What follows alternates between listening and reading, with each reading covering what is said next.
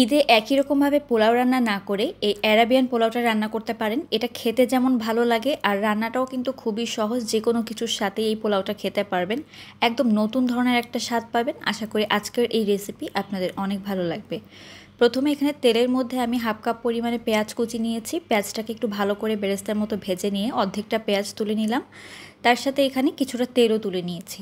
এখন এখানে tomato paste দিয়ে দিব 3 টেবিল চামচের মতো। এগুলোকে হালকা করে একটু ভেজে নিয়ে এখানে 1 কাপ পরিমাণে টমেটো কুচি দিয়ে দিচ্ছি।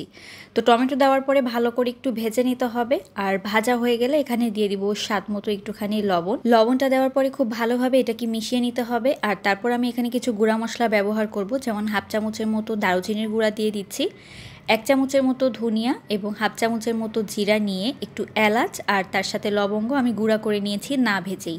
তো মশলাটাকে দিয়ে দেওয়ার পরে একটু গোলমরিচের গুঁড়া দিয়ে দিচ্ছি, কালো গোলমরিচের গুঁড়া হাফ চামচের মতো দিয়ে ভালোভাবে এটাকে কষিয়ে নিতে হবে। আমি কিন্তু এখানে হলুদ ব্যবহার করিনি। তো এমনভাবে এটাকে কষাবেন যেন উপর দিকে তেলটা ভেসে ওঠে। যখন টমেটোগুলো নরম হয়ে যাবে নামিয়ে নিয়েছি। তো এখানে আমি চালটা সেদ্ধ হওয়ার জন্য তেল, লবণ আর তার সাথে পানি নিয়েছি পরিমাণ মতো। যেহেতু পানিটা ছেঁকে নেব তাই আন্দাজ মতো নিলেই হবে। একটু আদা বাটা দিয়ে দিলাম। আর এখন এখানে আমি 3 পট চাল দিয়ে দিচ্ছি। পোলাও চালটাকে কিন্তু 80 ভাগের মতো রান্না করে নিতে হবে। তো আমি ঢাকনা দিয়ে পোলাওটাকে একদম ভালোভাবে সেদ্ধ করে নিব। এই রেসিপিটা আপনারা বাসমতি চাল দিয়েও করতে পারেন, তবে পোলাও চালে যেহেতু খুব সুন্দর একটা সুঘ্রাণ আসে তাই আমি পোলাও চাল দিয়েই করছি। তো এখানে গোটা গরম মশলা দিয়ে দিলাম, তার সাথে 4টার মতো কাঁচামরিচ দিয়েছি। এখন এই চালটাকে 80 ভাগের মতো আমি রান্না করে নেব। চালটা সেদ্ধ হয়ে গেলে পানিটাকে ঝরিয়ে নিতে হবে। এখন আমি পোলাওটাকে সেট করার জন্য প্রথমে নিচের স্তরে এখানে রান্না করা পোলাও ভাত দিয়ে দিচ্ছি। আর ভাতটাকে চারিদিক থেকে একটু ছড়িয়ে দিতে হবে। আর ছড়িয়ে দেওয়ার পরে এখানে যেই টমেটো গ্রেভিটা তৈরি করে রেখেছিলাম সেই গ্রেভিটা দিয়ে দিচ্ছি। গ্রেভিটা কিন্তু চারিদিক থেকে সমানভাবে দিতে হবে, তাহলে কিন্তু এই পোলাও ভাতটা খেতে বেশ ভালো লাগবে। তো এখন আমি গ্রেভিটা দেওয়ার পরে চারিদিকে একটু ছড়িয়ে দিয়ে উপর থেকে আবার রান্না করা পোলাও ভাতটাকে দিয়ে দিব। সাধারণভাবে আমরা যে পোলাওটা রান্না করি তার থেকে অনেক বেশি টেস্টি আর ফ্লেভারফুল হয় কিন্তু এই পোলাওটা। তাই ঈদে একটু ভিন্নভাবে পোলাও রান্না করতে চাইলে আপনারা এই অ্যারাবিয়ান পোলাওটা রান্না করতে পারেন। এটা তো দেখতেই পেলেন কতটা সহজ রান্না, আর খেতেও একদম অন্যরকম লাগে। এটার সাথে আপনারা যাই খাবেন তাই অনেক বেশি স্বাদ লাগবে।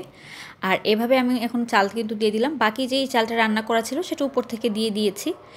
তো এখানে একটু জর্দার রং আমি পানির মধ্যে গুলিয়ে রেখেছিলাম, সেটা দিয়ে দিলাম। আর কিশমিশ ছিটিয়ে দিচ্ছি, যে কোনো ধরনের ড্রাই ফ্রুটস এখানে ব্যবহার করতে পারেন। একটু পেঁয়াজের বেরেস্তা দিয়ে দিচ্ছি উপর থেকে ছড়িয়ে। পেঁয়াজ বেরেস্তা দেওয়ার পরে আমি ঢাকনা দিয়ে এটাকে 15 মিনিটের জন্য দমে রাখবো। চাইলে উপরে একটু ঘিও ছিটিয়ে দিতে পারেন। তো 15 মিনিট পরে আমি ঢাকনাটা তুলে নিয়েছি। আর দেখতে পাচ্ছেন আমার অ্যারাবিয়ান পোলাও রান্না কিন্তু একেবারেই রেডি। আর এটা যে কোনো কিছু দিয়ে খেতে ভীষণ ভালো লাগে। রোস্ট, গরু, খাসি যে কোনো কিছু দিয়ে আপনারা খেতে পারবেন। দারুণ মজা হয় এই পোলাওটা এভাবে রান্না করলে। তো আশা করি আজকের এই রেসিপি আপনাদের অনেক ভালো লেগেছে। আর ভালো লাগলে অবশ্যই ঈদে এভাবে বানিয়ে দেখবেন। সবাই ভালো থাকবেন। আল্লাহ হাফেজ।